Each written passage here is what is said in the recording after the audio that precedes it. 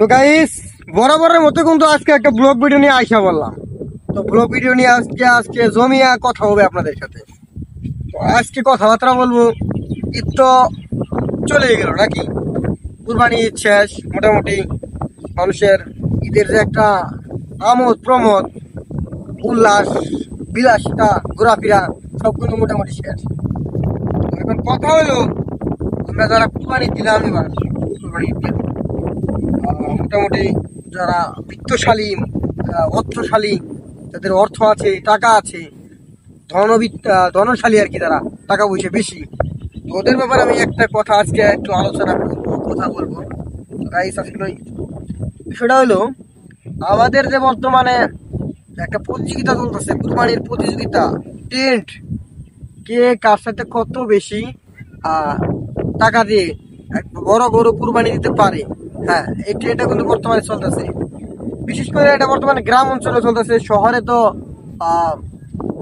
না বললেই নয়, শহরে এটা আরো বেশি চলতেছে যে কে কত টাকা বেশি টাকা দিয়ে গরু কুরবানি দিল, ছাগল কুরবানি দিল, হ্যাঁ বকরি, তারপরে কি বলে বেড়া, বাংলাদেশে তো আর দুম্বা কুরবানি চলে না, এগুলাই চলে আর কি।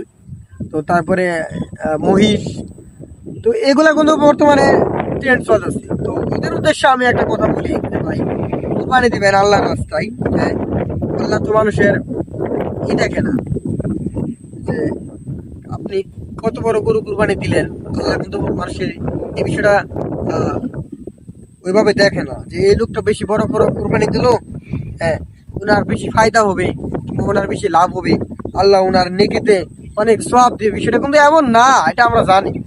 বিষয়টা হলো কে কার দিলটা, কার মনটা কতটা স্বচ্ছ, কতটা পরিষ্কার, সেটা হলো বড় কথা।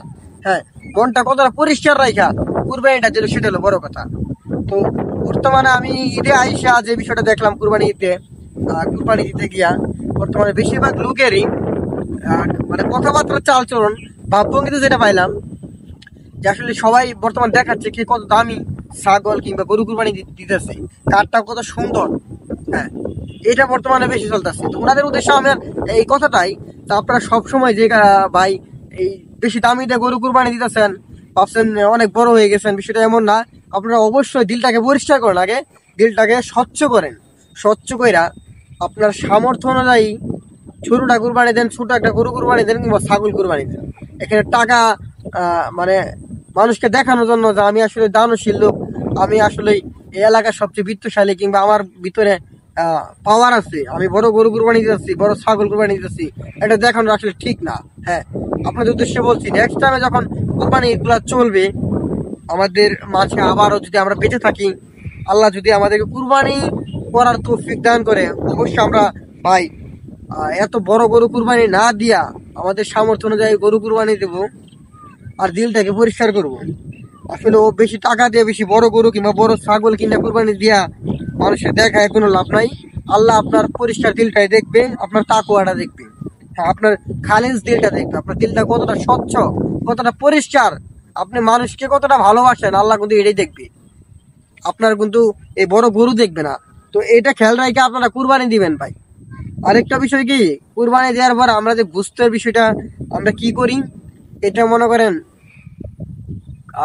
মানে আত্মীয় স্বজনকে একজনকে বেশি দেয় একজন কম দেয়, এটা না কইরা আত্মীয় স্বজনের ভাগটা মোটামুটি সবাইকে সমান দেওয়ার চেষ্টা করবেন। আর যারা বেশি গরিব ওদের হিসাবটা আলাদা, কিন্তু আসলে এটা আপনারা করবেন না, ঠিক আছে? সব জায়গায় সমানভাবে বন্টন করবেন, এটাই নিয়ম। সব জায়গায় ইনসাফ করতে হবে, সব জায়গায় ইনসাফই করতে হবে, ইনসাফের কোনো বিকল্প নাই, সবাইকে সমান চোখে দেখতে হবে। তো আসলে আমি ব্লগগুলোতে মূলত এ ধরনের কথাবার্তা বলি না। তো মূলত আমারও লং ভিডিও কম পেজে, আর ভাবলাম যে আসলে কথা বলি, যে কথাটা বললে মানুষের কাজে লাগবে সেই কথাগুলাই বলা উচিত নাকি। তো তার জন্য আসলে আমি আজকে ভিলেজারে এসে এই কথাটা বললাম। তো গাইস, যদি কথাগুলো ভালো লাগে, হ্যাঁ আমার ব্লগটা যদি আপনাদের কাছে ভালো লাগে, অবশ্যই ভিডিওটা শেয়ার করতে তো ভুলবেন না, আর সুন্দর কমেন্ট করবেন। কারণ কমেন্ট করলে তার টাকা পয়সা লাগবে না। হ্যাঁ, আপনি তো আমাকে টাকা পয়সা দিবেন না, সুন্দর কমেন্ট করলে তো সমস্যা নাই। অবশ্যই ভালো ভালো সুন্দর গঠনমূলক কমেন্ট করবেন, আমাকে উৎসাহিত করবেন, অনুপ্রাণিত করবেন, যাতে আমি আপনাদের কাছে সুন্দর সুন্দর ভিডিও আনতে পারি এবং বিভিন্ন ধরনের প্রতিবাদী ভিডিওগুলো নিয়ে আসতে পারি। আসলে সমাজের কিছু মানুষের মুখ উন্মোচন করতে পারি।